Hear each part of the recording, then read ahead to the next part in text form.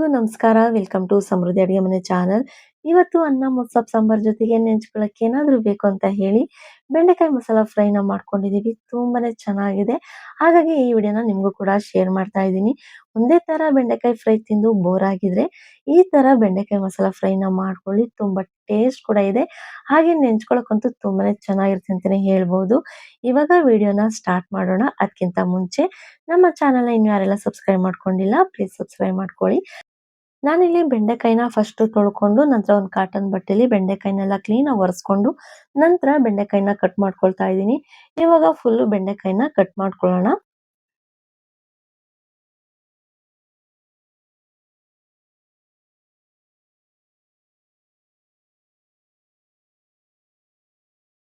ಬೆಂಡೆಕಾಯಿನೆಲ್ಲ cut ಮಾಡ್ಕೊಂಡಿದ್ದಾಗಿದೆ. First ನಾವು ಬೆಂಡೆಕಾಯಿನ ಹುರ್ಕೊಳ್ಳೋಣ. ಇವಾಗ ಪಾತ್ರೆನ ಇಟ್ಕೊಳ್ಳೋಣ. ಪಾತ್ರೆ ಕಾಯ್ದ ನಂತರ ಒಂದು 3 ಸ್ಪೂನ್ ಆಗುವಷ್ಟು ಎಣ್ಣೆನ ಹಾಕೊಂಡು, ಎಣ್ಣೆ ಕಾಯ್ದ ನಂತರ ಕಟ್ ಮಾಡ್ಕೊಂಡಿರುವಂತ ಬೆಂಡೆಕಾಯಿನೆಲ್ಲ ಹಾಕೊಂಡು ಚೆನ್ನಾಗಿ ಹುರ್ಕೊಳ್ಳೋಣ. ಸ್ವಲ್ಪ ಕಲರ್ ಚೇಂಜ್ ಆದ್ರೆ ಸಾಕು ಬೆಂಡೆಕಾಯಿದು. ತುಂಬಾ ತೀರಾ ಕಲರ್ ಚೇಂಜ್ ಆಗೋವರೆಗೂ ಹುರ್ಕೊಳ್ಳೋಕಂತೂ ಹೋಗ್ಬಾರ್ದು ಬೆಂಡೆಕಾಯಿನ. ಇವಾಗ ಚೆನ್ನಾಗಿ ಫ್ರೈ ಮಾಡ್ಕೊಳ್ಳೋಣ. ಹಾಗೆ ಇಲ್ಲಿ ಮೇನ್ ಇಂಪಾರ್ಟೆಂಟ್ ಆಗಿ ಜಾಸ್ತಿ ಉರಿ ಕೊಟ್ಕೊಂಡು ಹಾಗೆ ಪದೇ ಪದೇ ಕೈ ಆಡಿಸ್ತಾ ಇದ್ರೆ ಬೆಂಡೆಕಾಯಲ್ಲಿರುವಂತಹ ಅಂಟಿನಂಶ ಅಂದ್ರೆ ಲೋಳೆ ತರ ಬಿಟ್ಕೊಬಿಡುತ್ತೆ. ಸೊ ಹಾಗಾಗಿ ಲೋ ಫ್ಲೇಮ್ ಅಲ್ಲೇ ಇಟ್ಕೊಂಡು ನಾವು ನಿಧಾನವಾಗಿ ಕೈ ಆಡಿಸ್ತಾ ಇರಬೇಕು. ಪದೇ ಪದೇ ಕೈನೂ ಕೂಡ ಆಡಿಸ್ಬಾರ್ದು. ಸೊ ನೋಡ್ತಾ ಇದೀರಲ್ವಾ ಯಾವುದೇ ರೀತಿ ಅಂಟು ಕೂಡ ಬಿಟ್ಕೊಂಡಿಲ್ಲ. ಹಾಗೆ ಫ್ರೈ ಕೂಡ ಆಗಿದೆ. ಇನ್ನೊಂದ್ ಸ್ವಲ್ಪ ಫ್ರೈ ಆದ್ರೆ ಬೆಂಡೆಕಾಯಿ ಪರ್ಫೆಕ್ಟ್ ಆಗಿ ಫ್ರೈ ಆಗುತ್ತೆ ಕೂಡ. ಸೊ ತುಂಬಾ ಹೊತ್ತು ನಾವು ಕೈ ಆಡಿಸ್ತಾ ಇದ್ರೆ ಅದರಲ್ಲಿ ಲೋಳೆ ತರ ಬಿಟ್ಕೊಂಡಾಗ ಒಂದಕ್ಕೊಂದು ಅಂಟ್ಕೊಂಡಾಗ ಅದರಲ್ಲಿರುವಂತ ಬೀಜ ಎಲ್ಲ ಹೊರಗಡೆ ಬಂದ್ಬಿಡುತ್ತೆ. ಸೊ ಇವಾಗ ಬೆಂಡೆಕಾಯಿ ಚೆನ್ನಾಗಿ ಫ್ರೈ ಆಗಿದೆ. ಇವಾಗ 3 ಸ್ಪೂನ್ ಕಡಲೆ ಬೀಜ ಹಾಕೊಂಡು ಹುರ್ಕೊಳ್ಳೋಣ. ಜಾಸ್ತಿ ಹುರ್ಕೊಳ್ಳೋಂತ ಅವಶ್ಯಕತೆ ಇಲ್ಲ. ಸ್ವಲ್ಪ ಕಲರ್ ಚೇಂಜ್ ಆದ್ರೆ ಸಾಕು. ನಂತರ ಇದಕ್ಕೆ ಒಂದು 5-6 ಎಸಳು ಬೆಳ್ಳುಳ್ಳಿನ ಕೂಡ ಹಾಕೊಳ್ಳೋಣ. ಜಸ್ಟ್ ಬೆಳ್ಳುಳ್ಳಿ ಬಿಸಿ ಆದ್ರೆ ಸಾಕು.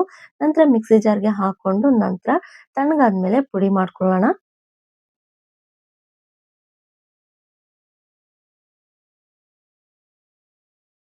ಕಡಲೆ ಬೀಜ ತಣ್ಣಗಾಗಿದೆ. ಇವಾಗ ಪುಡಿ ಮಾಡ್ಕೊಳ್ಳೋಕ್ಕಿಂತ ಮುಂಚೆ ಇದಕ್ಕೆ ಅರ್ಧ ಸ್ಪೂನ್ ಜೀರಿಗೆ ಹಾಕೊಂಡು ಪುಡಿ ಮಾಡ್ಕೊಳ್ಳೋಣ.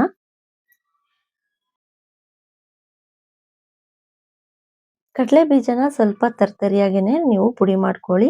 ತಿನ್ಬೇಕಾದ್ರೆ ತುಂಬಾನೇ ಟೇಸ್ಟ್ ಕೊಡುತ್ತೆ. ಹಾಗೆ ಬೆಳ್ಳುಳ್ಳಿ ಹಾಕಿರೋದ್ರಿಂದ ಕೂಡನು ತುಂಬಾ ಟೇಸ್ಟ್ ಕೂಡ ಇರುತ್ತೆ. ಸೊ ಇವಾಗ ಒಗ್ಗರಣೆಗೆ ಹಾಕೊಳ್ಳೋಣ. ನಾವು ಬೆಂಡೆಕಾಯಿ ಹುರ್ಕೊಂಡಿರುವಂತ ಪಾತ್ರೆಗೆನೆ ಒಗ್ಗರಣೆಗೆ ಹಾಕೊಳ್ತಾ ಇದ್ದೀನಿ. ಮತ್ತೆ ಒಂದ್ 2 ಸ್ಪೂನ್ ಆಗುವಷ್ಟು ಎಣ್ಣೆನ ಹಾಕೊಂಡು ಎಣ್ಣೆ ಕಾಯ್ದ ನಂತರ ಕರಿಬೇವು ಸೊಪ್ಪನ್ನ ಹಾಕೊಂಡು ಹಾಗೆ ಅರ್ಧ ಈರುಳ್ಳಿನ ಕೂಡ ಹಾಕೊಂಡು ಚೆನ್ನಾಗಿ ಫ್ರೈ ಮಾಡ್ಕೊಳ್ಳೋಣ.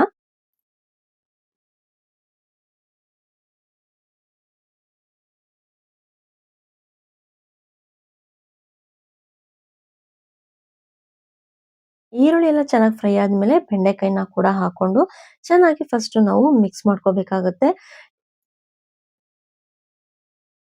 ಮಿಕ್ಸ್ ಮಾಡ್ಕೊಂಡಾದ್ಮೇಲೆ ಪುಡಿ ಮಾಡ್ಕೊಂಡಿರುವಂತಹ ಕಡಲೆ ಬೀಜ ಪುಡಿನ ಹಾಕೊಳ್ಳೋಣ. ಹಾಕೊಂಡು ನಂತರ ಇದಕ್ಕೆ ಖಾರಕ್ಕೆ ಅಚ್ ಖಾರದ ಪುಡಿ ಹಾಗೆ ಧನಿಯಾ ಪುಡಿ ಹಾಗೆ ಗರಂ ಮಸಾಲಾ ಪುಡಿ ಇಷ್ಟನ್ನು ಸೇರಿಸ್ಕೊಂಡು ನಾವು ಚೆನ್ನಾಗಿ ಮಿಕ್ಸ್ ಮಾಡ್ಕೊಳ್ಳೋಣ. ನಂತರ ರುಚಿಗೆ ತಕ್ಕಷ್ಟು ಉಪ್ಪನ್ನ ಕೂಡ ಸೇರಿಸ್ಕೊಂಡು ಮಿಕ್ಸ್ ಮಾಡ್ಕೊಳ್ಳೋಣ.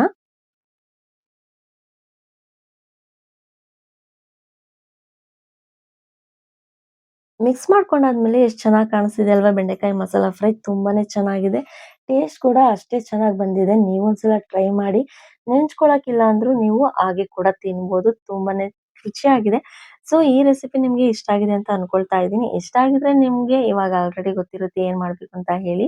ಸೊ ಇಷ್ಟ ಆಗಿದ್ರೆ ನಮ್ಮ ಸಮೃದ್ಧಿ ಅಡುಗೆ ಮನೆ ಚಾನಲ್‌ನ ಸಬ್ಸ್ಕ್ರೈಬ್ ಮಾಡ್ಕೊಳ್ಳಿ. ಹಾಗೆ ನೋಟಿಫಿಕೇಶನ್‌ಗೆ ಬೆಲ್ ಐಕಾನ್ ಮೇಲೆ ಕ್ಲಿಕ್ ಮಾಡಿ. ಈ ರೆಸಿಪಿನ ನೀವು ಏನಾದ್ರೂ ಟ್ರೈ ಮಾಡಿದ್ರೆ ಪ್ಲೀಸ್ ನಿಮ್ ಕಾಮೆಂಟ್ ಮೂಲಕ ನಮಗೂ ಕೂಡ ತಿಳಿಸಿ. ಹಾಗೆ ಈ ವಿಡಿಯೋನ ತಪ್ಪದೆ ನಿಮ್ಮ ಫ್ರೆಂಡ್ಸ್‌ಗಳಿಗೂ ಕೂಡ ಶೇರ್ ಮಾಡಿ. Thank you.